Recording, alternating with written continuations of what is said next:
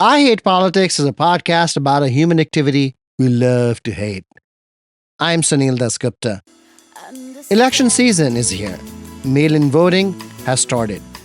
And on the chance the spectacle of national politics blinds you to local offices, I can't say this enough. School board, school board, school board.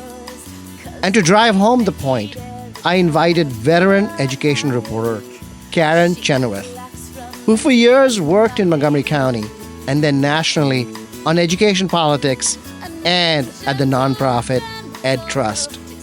She has now launched a new project to help school board candidates and school board members fight the threat of right-wing extremism in schools and on school boards.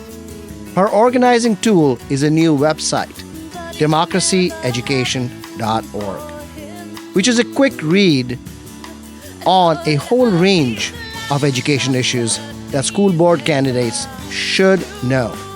Stay with us.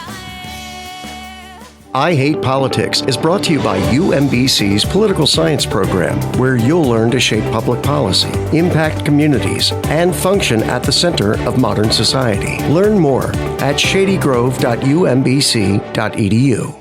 I Hate Politics is a podcast about our neighborhoods, workplaces, schools and streets, and our local governments as they function in diverse and democratic societies. This means our politics are messy, dirty, sometimes corrupt, with often self-serving politicians. But no matter how much we may hate politics, we are never exempt from it, even when we refuse to participate. In fact, the purpose of politics is to keep society moving precisely when we don't agree with each other, like now. Music for this episode comes from the Interstate but DMV heavy band Finster. Kate Johnson on vocals and guitar, Doogie Whitaker on guitars, Sky Darwin on bass, and Matt Zelenz on the drums. The songs are from their 1997 album, I Wish I Had a Camera.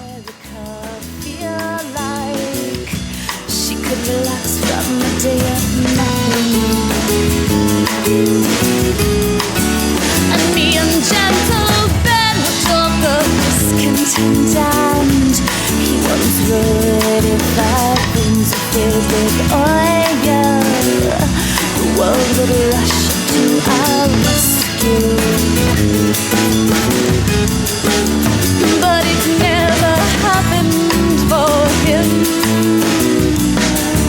and all of these lackluster days, there's a new brilliance, and I want to go back.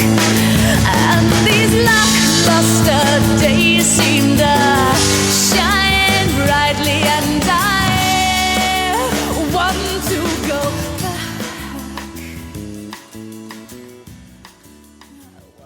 Karen Chenoweth, welcome back to I Hate Politics. Thank you so much, Sunil. You have embarked on a project to defend public education in the United States at this moment. You are calling this democracy and education after the great American education philosopher John Dewey. Why is John Dewey relevant today? Very early on in the New England colonies, had the idea that children should be able to read the Bible. In order to do that, they should go to school. Every town should have a school. Every town should have a school board. In the South, you didn't have that commitment to making sure that all children had the ability to read. And in fact, you had an oligarchy that was actually committed to keeping massive parts of the population, both white and black and native, illiterate. After the Civil War, during Reconstruction, the first time African Americans had an ability to help shape the politics of their nation, almost the first thing they did, the newly elected politicians who were African American, was to establish schools. Schools for all children, white, black, native. They then instituted school taxes. And there's a really interesting paper done by an economist that you would be interested in that said where the school taxes were the highest, that was where the redemption was the most violent and the most vicious. So the redemption was the period after Reconstruction when the white oligarchs basically retook the South and established Jim Crow through terrorism, through the KKK and some other militias, at which the first thing they did was burn those schools. And they often murdered the teachers and principals. So you have some really competing traditions in the United States about public education.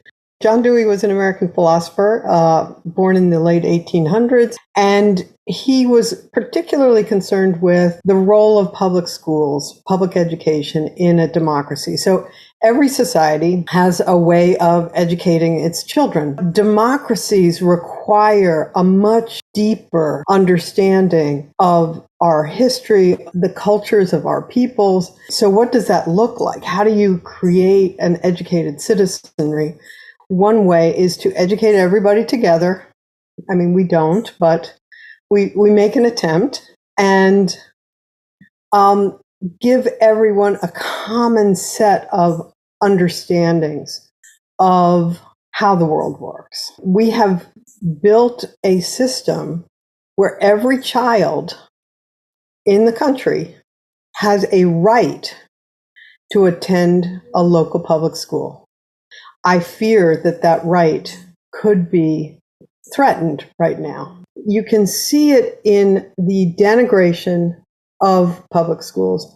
You can see it in the language. They're government schools. A lot of times people will refer to the people I am talking about as conservatives. They're not conservatives. They're not trying to conserve institutions. They're not trying to conserve tradition. They are determined to break up institutions, particularly public education. And they're doing it by denigrating public education, by saying that they are not educating kids, and by trying to siphon off money for the schools into vouchers. It is interesting that you say that this is not purely a conservative approach, because certainly when President Obama was in office, he advocated for public charter schools. He did support public charter schools, which I'm very conflicted on charter schools because I think sometimes they can be useful, but it's very clear that some people have used charters as kind of a Trojan horse. But I don't think his Secretary of Education understood that danger enough. Do you think President Obama himself understood that? I doubt it. He wasn't an education guy. He trusted his Secretary of Education, Arnie Duncan, right? Arnie Duncan, who he knew from Chicago. I don't think he understood the dangers he was leading us into. Do you think that where we are currently is in part a consequence of Arnie Duncan not understanding and opening the floodgates to different forms of private education? I don't know that I would put him at the top of the list. This is a long-standing cause on the right. If you go and read Project 2025, which is laying out in excruciating detail the plans the right has for America, they invoke Milton Friedman and they say fund students, not school, which Jennifer Berkshire, who's an education writer, she brilliantly said, yes, let's fund drivers, not roads. Once you give somebody some money and say, go off and, buy whatever education you want, you will have rich people going to Sidwell Friends and, Dalton and, all those kinds of places. And you will have poor kids going to the strip mall laid bare by the Walmart, sitting on computers with a coach, not even a certified teacher. One of the major criticisms is that public schools are not working. The argument that we have nothing but failed public schools is completely false. There's a lot of learning that's happened on the part of schools and educators. They've figured out a lot of things about how to run schools, and we have to build on that. We have to support that. We have to help them do that. And I'll give you just one example. After Brown v. Board, many jurisdictions dragged their feet.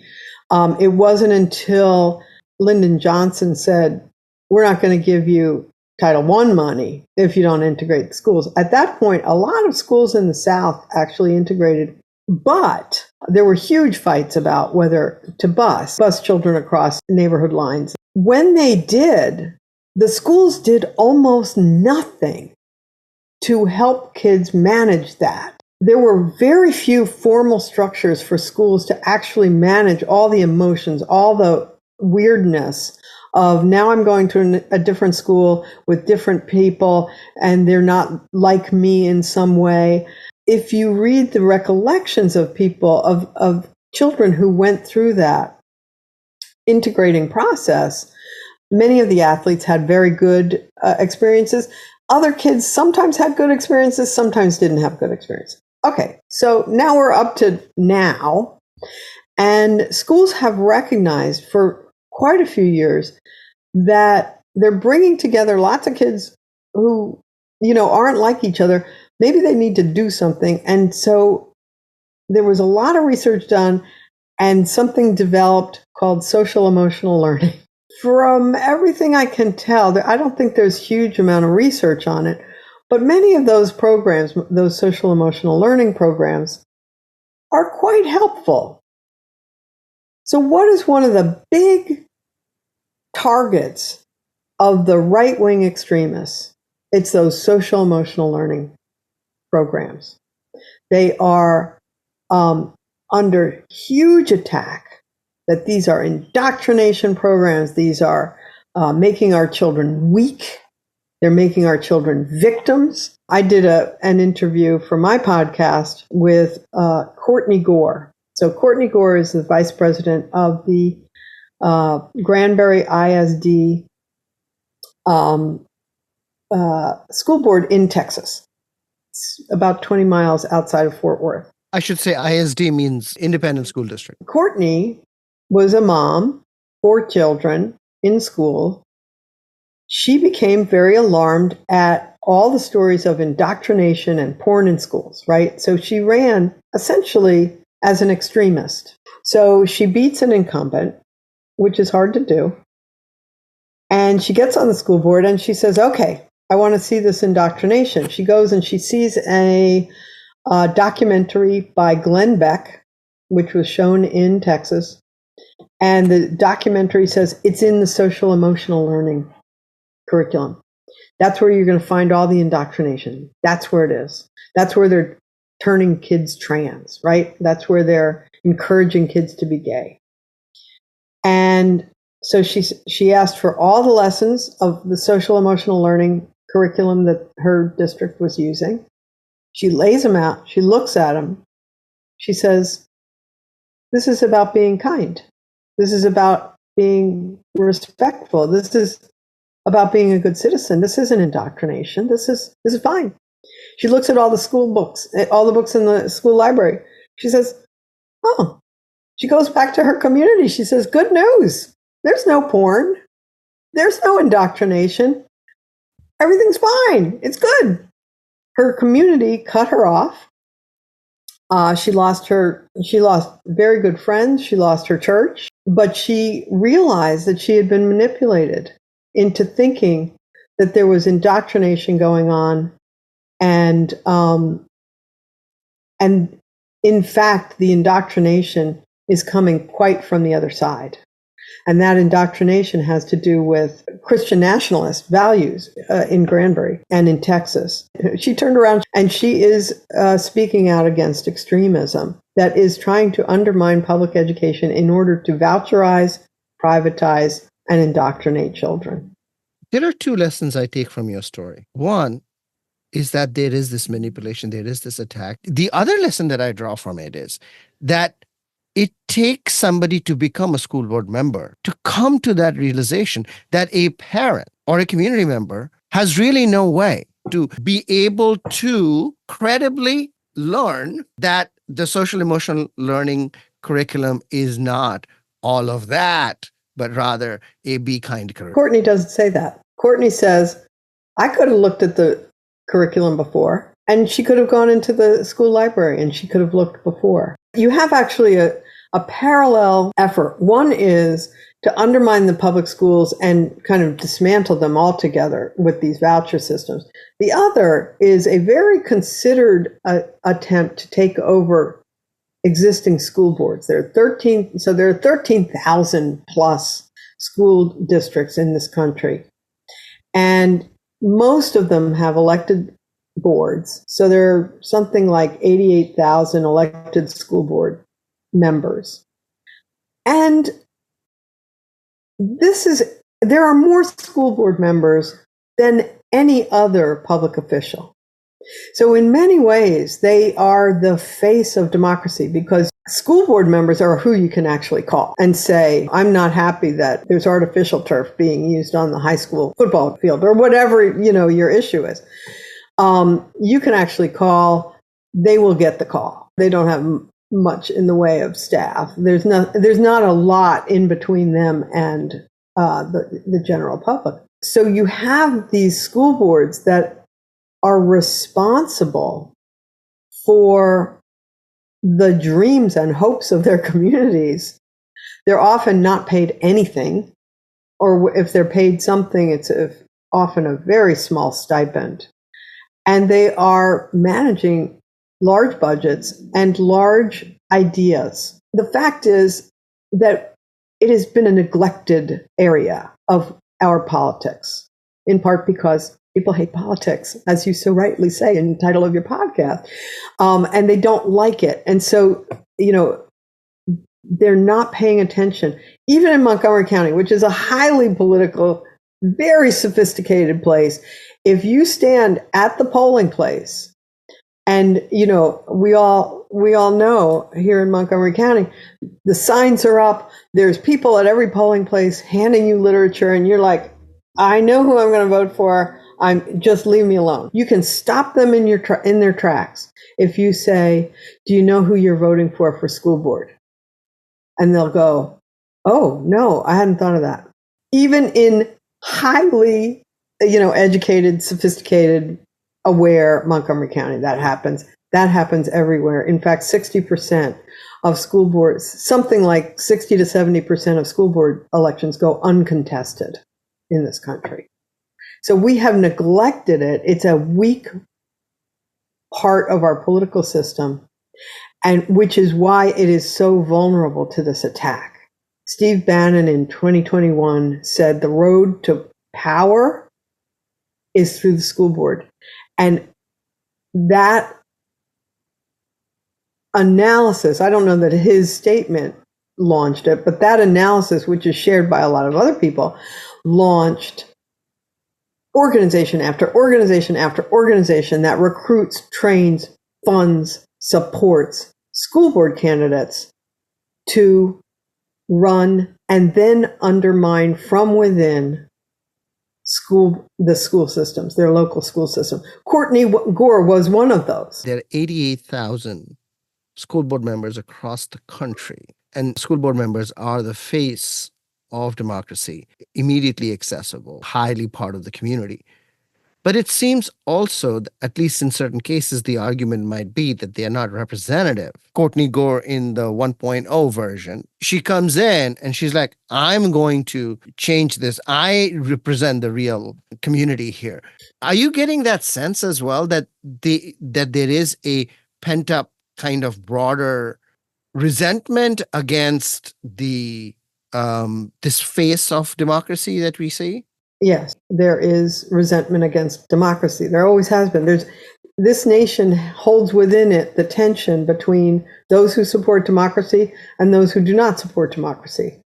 Those who are willing to compromise and work out and build toward a consensus, and those who are uncompromising and unwilling in any way to work with other people. Every polity has that tension.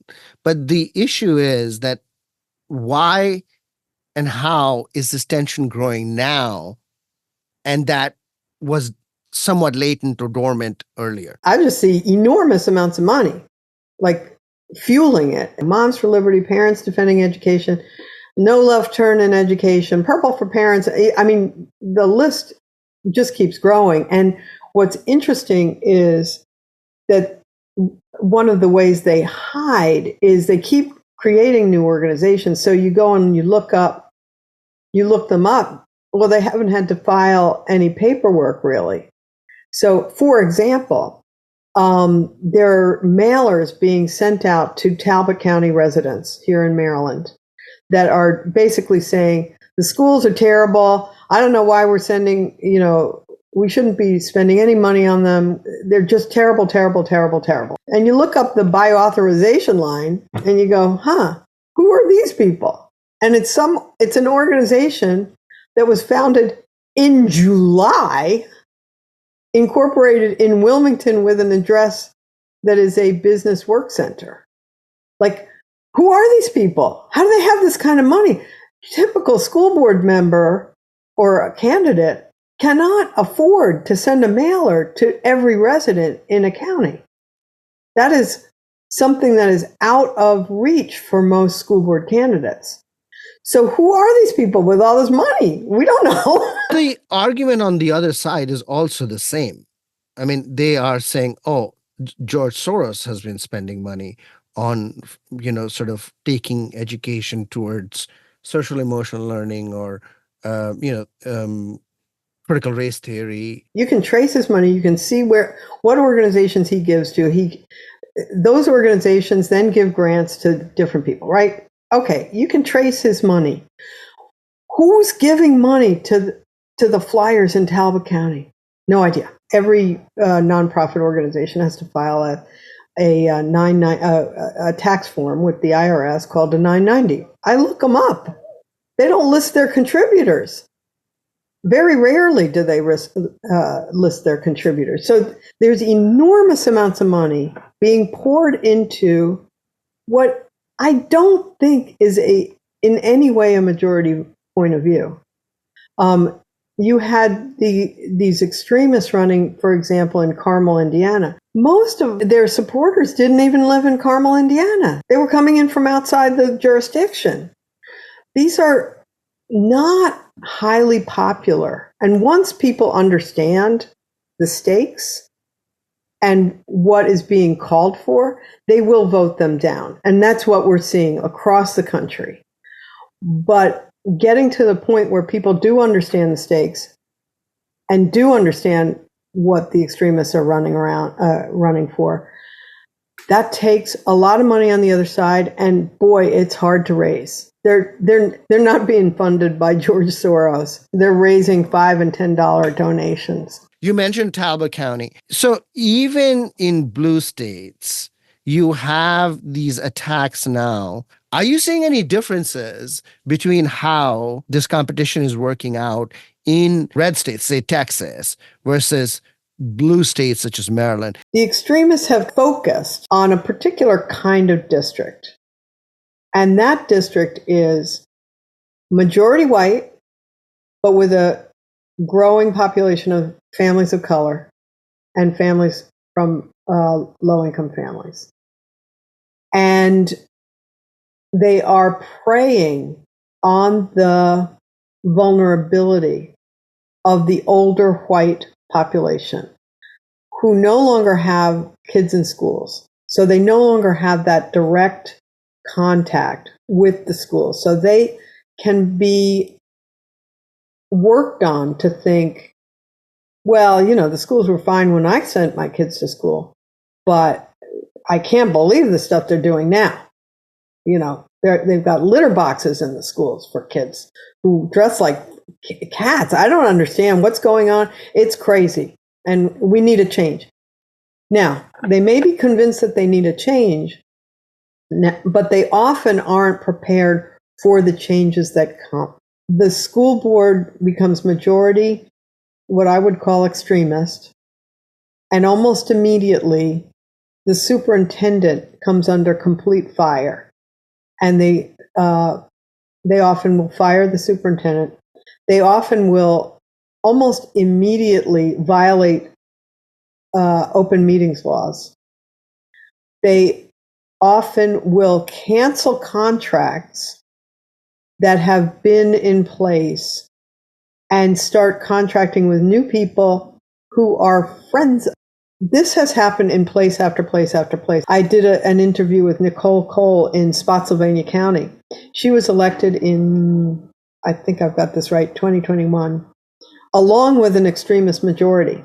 She spent a couple of very, very uncomfortable years being in the minority, and she helped establish a PAC, and they were able to get a reasonable majority back on the school board last year in 2023. But it was extraordinary how much stuff went on. They filed lawsuit after lawsuit. They filed complaints with the attorney general because, there were all kinds of shenanigans going on in terms of appointments and contracts and so forth. It turns out we can destroy schools from within as well as from without, in other words. I am not terribly worried about Montgomery County because ultimately people do pay attention. But right now, the worry is that the big attention is being on president and here in Maryland, the Senate race. Not so much necessarily the congressional races, but there's so much attention up there that we could just allow, something to happen on the school board because people don't pay as much attention. So it is a worry. It's a worry. You mentioned an interesting trend, which is that they are extremists, right-wing extremists that come into power in school boards. But within a term, there is an opposition that builds up and they are actually removed. What I've seen is not a backlash. I would call it a frontlash, right? Like a concerted political effort to let people know about this. The standard idea about a school board is, it's boring, whoever wins, they're all public spirited and it's not going to make much difference. I wrote 4 books and co-authored a 5th about school improvement. It was rare when I actually spoke with a school board member. They're sitting apart from actual school improvement often, unfortunately. If that is truly the case, then why should people care about school board elections? And they go, okay, I'll vote for the top of the ticket and I don't care what's. We can see that they are actually very vulnerable and they can be destroyed from within. And if there is a concerted political effort to inform the public about this, they can be ousted. But it's not easy. It's not easy. It doesn't come automatically, in part because and you and I have talked about this a little bit, the disappearance of local news from many, many areas. In the absence of local news, you've been organizing meetings for school board candidates, school board members. What is the state of counter-organization from your point of view? I was getting ready to retire, and I went to a conference put on by my organization, and there was he's young to me, man who said he was running for school board. And I said, this is great. We need more great people to run for school board. How are you learning about schools and education? And how are you learning about campaigning? Because neither one is his field. And he said, to his credit, he said, I'm having a hard time. I said, you know what? I've been working at a national level for almost 2 decades. I'll find you national resources to help you. Then I spent 2 months looking for national resources to help him. And I couldn't find anything. There really was nothing to help school board candidates. School board candidates, they need to know a little bit something about reading instruction. How are they going to find that out? Well, go start reading the National Reading Panel report for 2000, and then read the subsequent 20 years of research, and then, understand all the politics around it. They don't have that kind of time. They don't have that kind of attention, and they don't need to know that much. And I built out a website with a lot of different one-page briefs on different topics, straightforward information with links to learn more about reading instruction and school finance. And I have 2 podcasts, one how to run for school board, and then one that's called Democracy in Education that documents how communities are standing up against extremism. Say where we can find it. democracy-education.org. Karen Chenoweth, thank you for taking the time. Please come back. Thank you, Sunil. You're doing such a wonderful job educating us all about politics in Montgomery County in Maryland. Thank you. That's Karen Chenoweth, founder of the website Democracy and Education, which is designed to help school board candidates and members as they fight right-wing extremism and attacks on school boards around the country. Run down street, trying to keep my beat, but they're stomping around from the unified bounds. Running with the times, gotta keep in the lines. Heaven only knows if I go off the road. I've got a mean streak, I can tell. I got one foot in heaven and the other in hell. You can sit and chime those bells, but as for me, I'm out of here.